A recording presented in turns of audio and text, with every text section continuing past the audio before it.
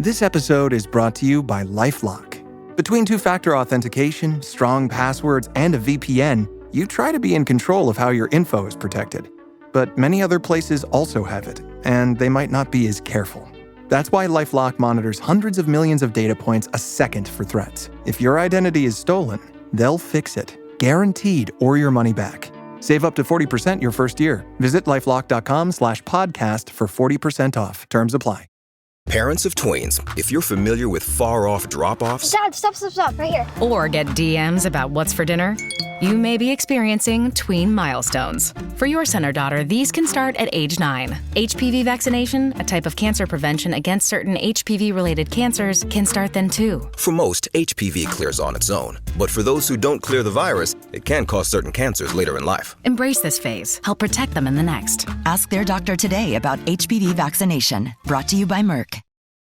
Enter the world of sports the way you want with EA Sports College Football 26. Whether you rise through the ranks as a coach or chase greatness from high school recruit to Heisman, build your legacy and wear your colors with pride. Buy College Football 26 now at go.ea.com/MVP-bundle and bring glory home today. EA Sports College Football 26 is rated E for everyone. Includes in-game purchases, including random items. This podcast is brought to you by Carvana. Got a car to sell but no time to waste? Hop on to Carvana.com to get a real offer for your car in seconds. All you have to do is enter your license plate, answer a few quick questions, and if you accept the offer, Carvana will pay you as soon as you hand the keys over. They even offer same-day pickup in many cities. Save your time, score some cash, and sell your car the convenient way to Carvana. Pickup times vary. Fees may apply. Hi, welcome to IKEA. This is my college campus. Correct, but I see you're on IKEA.com ordering some college items. My daughter's room is pretty bare. We need a lamp, some comfy pillows, her favorite stuffy. Dad! With pickup options, we've got what you need to conveniently order IKEA. Literally anywhere. Sweet. More time for gaming. And studying. Wait, where are you going now? Got to show the ultimate Frisbee team how easy it is to order from IKEA. Get IKEA whenever, wherever, however you want. Choose from thousands of pickup locations, affordable delivery options, and more. This episode is brought to you by State Farm. Knowing you could be saving money for the things you really want, like that dream house or ride, is a great feeling. That's why the State Farm Personal Price Plan can help you save when you choose to bundle home and auto. Bundling, just another way to save with a personal price plan. Prices are based on rating plans that vary by state. Coverage options are selected by the customer. Availability, amount of discounts and savings, and eligibility vary by state. Hey, it's Ryan Reynolds here from Mint Mobile. Now, I was looking for fun ways to tell you that Mint's offer of unlimited premium wireless for $15 a month is back. So I thought it would be fun if we made $15 bills. But it turns out that's very illegal. So there goes my big idea for the commercial. Give it a try at mintmobile.com/switch. Upfront payment of $45 for 3-month plan equivalent to $15 per month required. New customer offer for first 3 months only. Speed slow after 35 gigabytes if network's busy. Taxes and fees extra. See mintmobile.com. Does it ever feel like you're a marketing professional just speaking into the void? Well, with LinkedIn ads, you can know you're reaching the right decision makers. You can even target buyers by job title, industry, company, seniority, skills. Wait, did I say job title yet? Get started today and see how you can avoid the void and reach the right buyers with LinkedIn ads. We'll even give you a $100 credit on your next campaign. Get started at linkedin.com/results. Terms and conditions apply. Have you ever spotted McDonald's hot, crispy fries right as they're being scooped into the carton? And time just stands still. Ba-da-ba-ba-ba. Welcome to the HCI family of podcasts. We're your source for personal, professional, and organizational growth and development. We share our own original research, explore industry trends, and interview executives and thought leaders from across the globe. Join us for practitioner-oriented content around all things leadership, HR, talent management, organizational development, and change management. Maximize your personal and organizational potential with the HCI family of podcasts. Tamika Bickham, welcome to the conversation today. Thank you. Thanks for having me, John. It is a real pleasure. You're joining us from South Florida. I'm south of Salt Lake City in Utah. And today we're going to have a conversation about storytelling and using stories to build support for CSR initiatives. I love this topic. I do a lot of work in the social impact space. I'm a business professor, so within the business school setting, I love this idea of CSR and doing social good via business, and just trying to better understand how we can make a positive impact in the world. Generally speaking, I think is a really important topic, especially in this current climate, this current context that we find ourselves in. So we're going to try to unpack this a little bit and explore the power of storytelling to accomplish this. As we get started, I wanted to share Tamika's bio with everybody. Tamika Bickham is an award-winning broadcast journalist, creative director, and podcast host, touting over 15 years in front of and behind the camera. With a remarkable track record of hosting and reporting over 3,000 hours of live broadcast TV and producing and directing over 2,500 videos, Tamika's expertise is undeniable. As the founder and CEO of MBE-certified firm, TB Media Group, she leads a nonfiction video production studio that specializes in crafting long-form documentary-style content for CSR and ESG leaders. Tamika's talent for distilling complex information into engaging, clear, concise visual stories has garnered her recognition, including the Abby for Best Feature in Journalism and multiple Hermes Creative Awards for her podcast hosting and creative directing skills.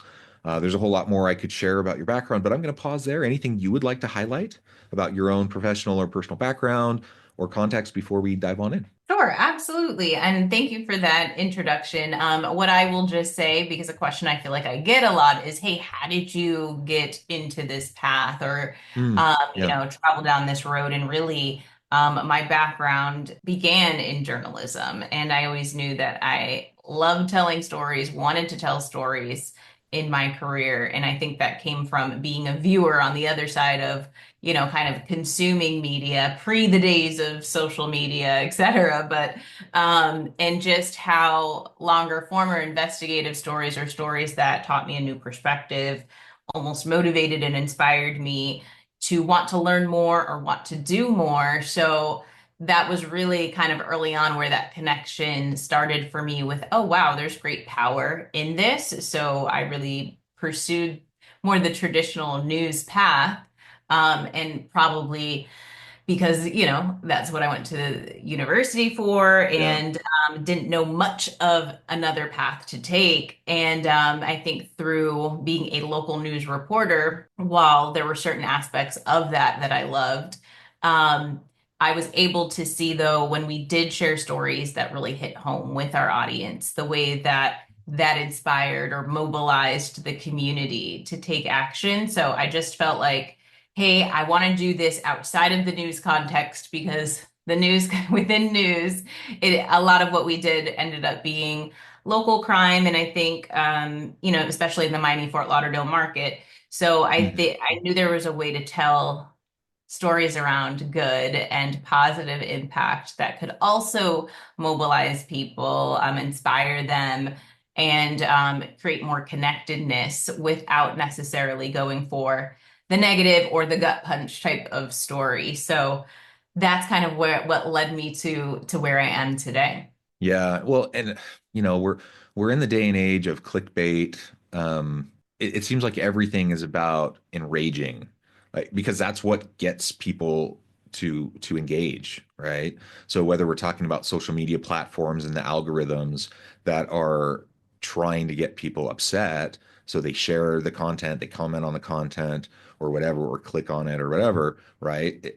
Or broadcast media or streaming media or whatever. It just seems like so much of what we see out there is the negative or highlighting the negative. And don't get me wrong, there's plenty of negative stuff out there. Like I'm feeling, the weight, the heaviness of the current geopolitical, social, and economic kind of context that we're in right now, because I don't want to downplay that or diminish that. It's heavy.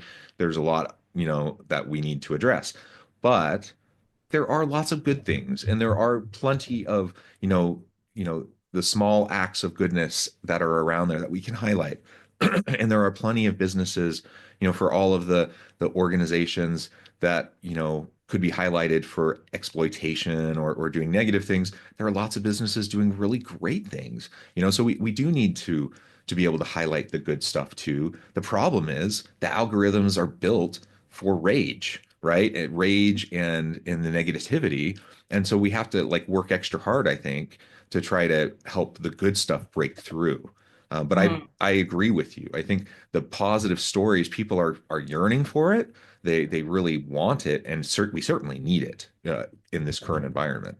Yeah, I think you make a lot of good points. And it's hard because, then we have to kind of think about human nature, because I actually remember being a journalist here in the Miami Fort Lauderdale market and going to my assistant news director at the time.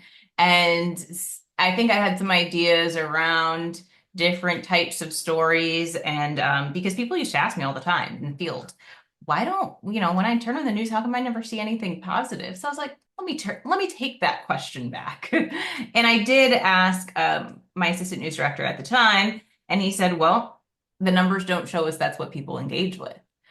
Yeah. And, from a business perspective, yeah, that's what they have to look at. And it's interesting. It is interesting. And I think what you said is right, as far as we have to work extra hard to help those positive stories break through. And, it's not that everything, hey, if we want to advocate for a cause or affect some kind of change, it doesn't mean that we are not touching difficult issues to talk about.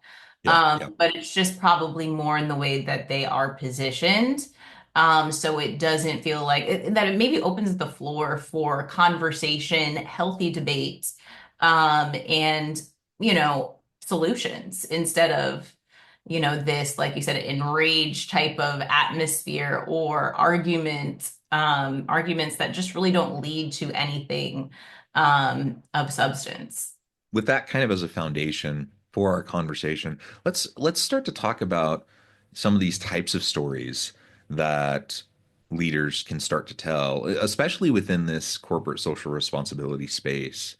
What types of stories have you seen to be effective that leaders can start to tell to garner more support for their organizations, for these types of initiatives? And then we can start to dive into like the key elements of those stories and dissect it a little bit. Yeah, absolutely. Well, I think first and foremost is that they have to be authentic. And Yeah. in some ways, it's a little bit of an overused word. But it's so true. It's so true. It's so true because that's oftentimes the intention. But then when we start working with leaders within this space, it's like, okay, so-and-so CEO has to be in this, and so leader on this team or this executive has to be the voice representing this. And that's where I kind of really try to help them zoom out and say, hey, who is your audience here and what is going to resonate most with them? Yeah. And not that your executives are not authentic. I'm sure in plenty of organizations they are, but they're also speaking from their perspective. Yeah. And they also have certain talking points that they want to hit. So oftentimes I'm looking at these types of stories from the perspective of and then I know when we kind of dive into it, I can get into the specifics, but just the perspective of, hey, who are you speaking to and what action do you want them to take? And based on that, you can kind of drill down into who are the voices that should be communicating this story that help keep it authentic. And that's not always leadership on your executive team. And I think the other elements that make a great story are also just that human element, right? And not having something that's perfectly crafted and, kind of building on that point of having your executive leadership represented in it. But hey, who are the humans? Who are you creating impact for right now? Who have you created impact for, or who do you want to create impact for in the future, and really highlighting those types of stories. And then I think also kind of going back to our discussion around positive versus negative. Hey, you might be creating an initiative based off of a problem that exists. Sometimes I try to look at things from an aspirational type of perspective, Sure. so that it can almost open people's eyes to what might be possible and what needs to happen to create that environment that may look better than the current one we're in. Yeah, yeah, and it's totally cool to have aspirational goals. I think everyone understands that, and everyone understands that you're not going to be perfect, and but they also expect you to be striving, right? And they don't want you to just say stuff and then not be actually doing anything to try to achieve it, which some organizations do. Like, so some organizations are total BS. They just put out some sort of a public statement and then there's nothing to back it up. And people see that and they know that and they don't buy it, right? So that doesn't work, right? But having aspirational goals is different, right? Because it's the whole shooting for the moon, shooting for the stars, reaching the moon kind of thing. Like, people get that. They understand that, yeah, maybe we're not going to quite get to all those aspirational goals, but we're really working at it. We're striving for it. We're going to have hiccups along the way. We're going to have missteps along the way, but we're really working at it. And they can see that it's in the culture. It's in the DNA of the organization. And you can feel that. It's genuine, it's authentic to the dynamic within the organization. That's so different than when you see organizations or leaders just giving lip service to something, right? Exactly. And what you mentioned, earlier about the authenticity piece, like, most people aren't waking up in the morning thinking, I'm gonna go to work and like make a video about CSR and be inauthentic, like nobody does that. And they're going to show up and they're going to try to be authentic, right? But the issue is, some people are just naturally in a better position to tell a compelling story, about the issue. I'm thinking of one such situation. This was something I was directly involved in. Time flies, so I'm trying to place it, but it was probably 6, 7, 8 years ago. But I was at an event, and they were bringing in like a keynote, and the keynote was, first and foremost, like, everyone kind of rolled their eyes a little bit. It was a little bit questionable, because the person they were bringing in, we're like, really? Is this person the best person to be speaking about this topic that we're all super passionate about? It seemed a stretch. It seemed like we all wondered, is this genuine? Is this authentic or whatever? And then the person last minute who was supposed to come in person didn't show up. They didn't even like live stream in. They just like recorded a video and had that played for us instead. And so that gave us a bad taste in our mouth. And then when the video played, again, this person, a good person, and it's not like they were trying to come across, certainly they would never intend to come across as inauthentic, right? But they just didn't have a compelling story to tell around the topic. And so when the video played, it just felt so incredibly flat, and it honestly was embarrassing for them. And they would have been far better off to just turn down the engagement, turn down the offer. It was embarrassing for them. It really kind of gave them a black eye, and it gave the organizers of the event a black eye, for even having that happen in the first place. And it was all foreseeable, and it was all avoidable. Yet it all played out because they were chasing the name, because they were chasing the title, because they thought that would bring the legitimacy. They thought that would be what would carry the weight. And that's not what carries the legitimacy or the weight. It's the authenticity of the story. People are compelled by the story, and someone who has a really passionate, great passion and connection to what you're trying to convey, especially when we're talking about social impact, corporate social responsibility, making a positive difference in the world. Like, you can't have something that doesn't really resonate. And in this particular example, it just didn't, and it was clearly out of alignment. And it, it was totally a swing and a miss by a long shot, right? And it was totally avoidable.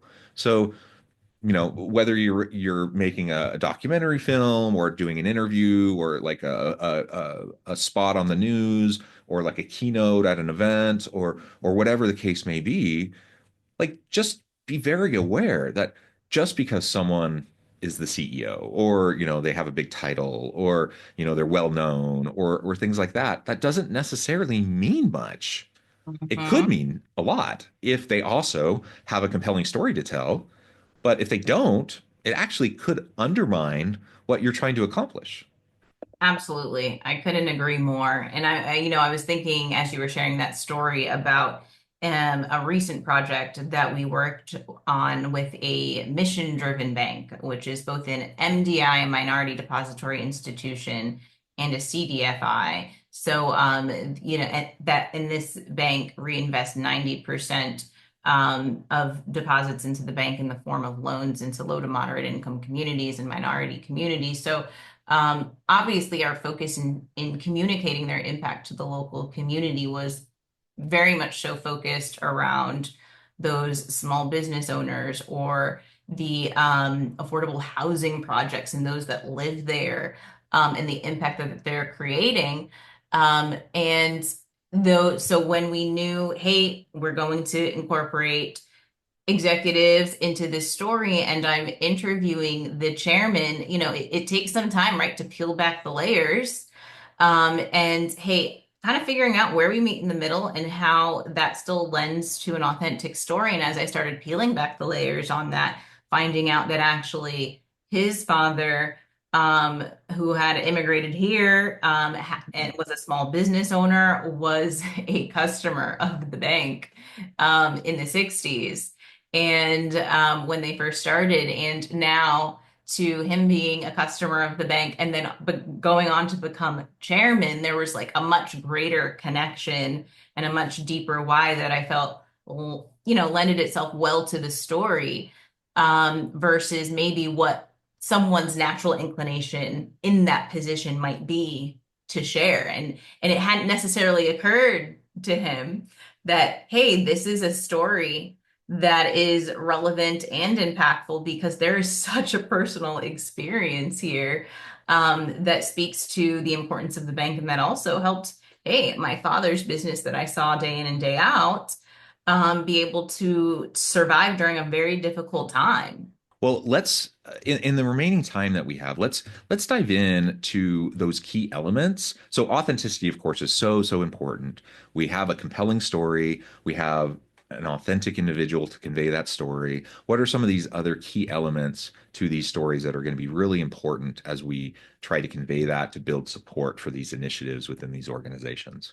Yeah, no, absolutely. So I'll kind of talk through the thought process that I use for this. And, you mentioned, hey, building support for these initiatives. And if we zoom out at the end of the day, it's still business. So yeah.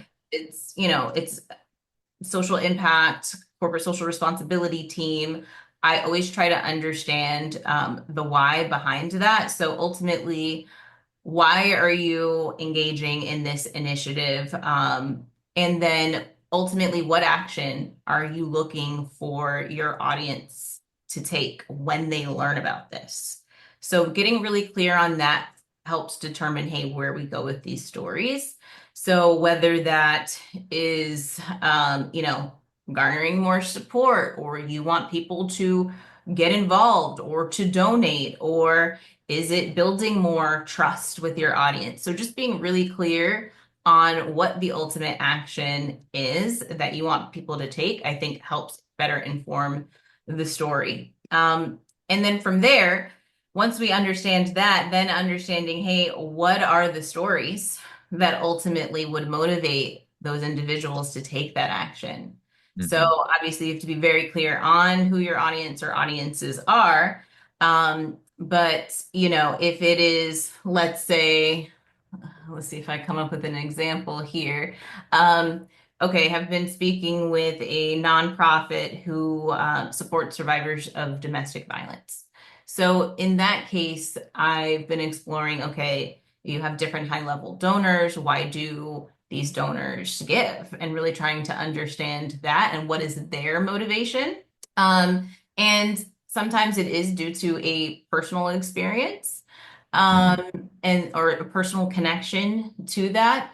And then in other cases, what I've learned is that there is an organization that has or a foundation that's tied to supporting children.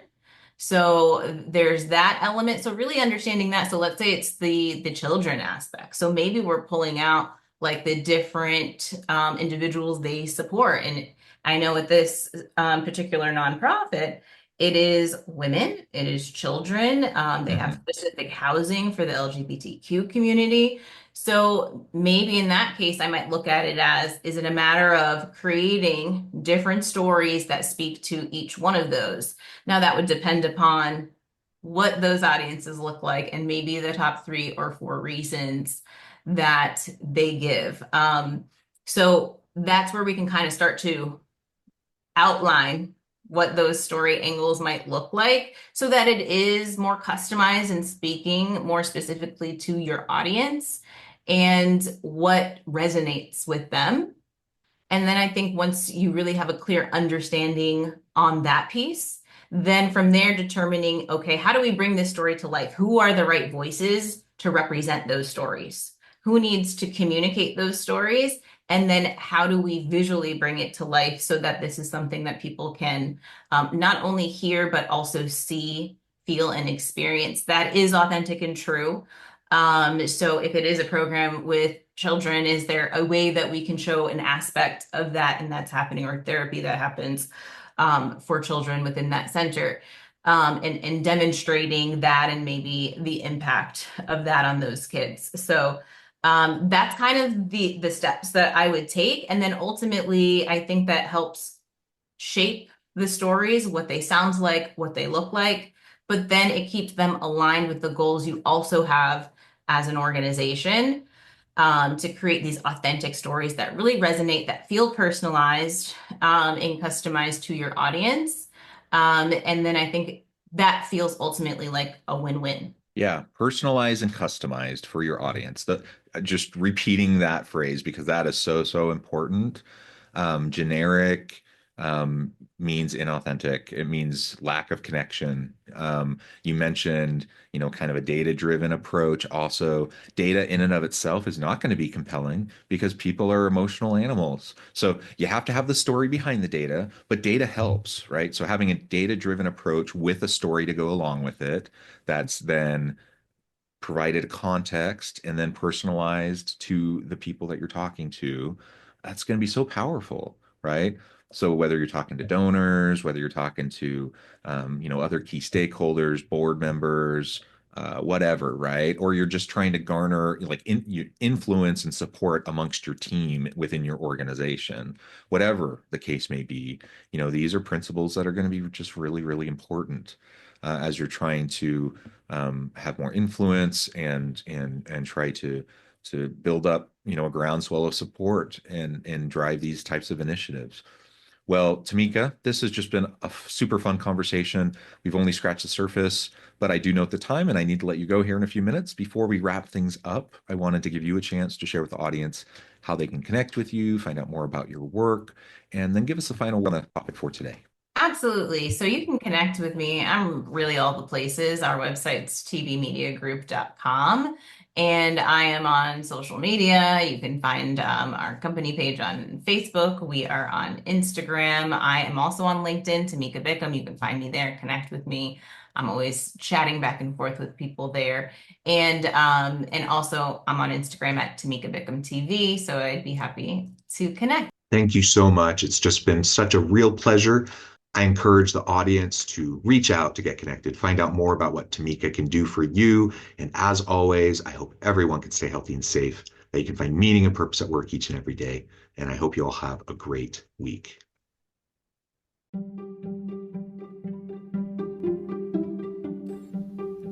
Thanks for joining us for this episode of the podcast. We hope you stay healthy and safe, and please join us again soon.